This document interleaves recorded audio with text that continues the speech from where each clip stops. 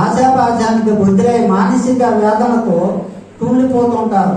అంటే ఈ సంపద సంపాదించినా ఇదన్నింటి మీద మనసు పెట్టి కుంగిపోతూ ఉంటారు. అంటే ఆనందం లేదు. మనిషి తాను స్వేచ్ఛగా జీవిని అనుకుంటాడు, కానీ నిజానికి సంజీవి. జీవి కూడా నిజానికి సంజీవి. అంటే తేలిక ఏమి తెలనట్టు సంజీవి అయిపోతాడు. అన్నీ ఉన్నాయి.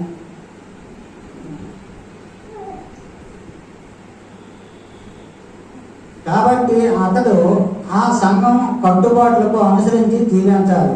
సంఘం ఏ చెప్తే ఆ కట్టుబాటుకి, ఇప్పుడు మనమే ఉన్నాం, గురువులు ఏ చెప్తే దానికి కట్టుబడి ఉంటాం కదా.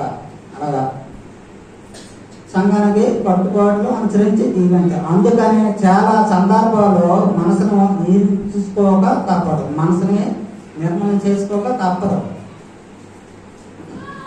ఉద్యోగ విధులు నిర్వహిస్తున్నప్పుడు పై అధికారి ఆదేశాలు అమలు చేసి తీరాలి. ఇంటి విషయాల్లో ఇతర కుటుంబ సభ్యులు సలహాలకు విలువ ఇవ్వాలి. ఇంటి కుటుంబాలు మనం ఏదో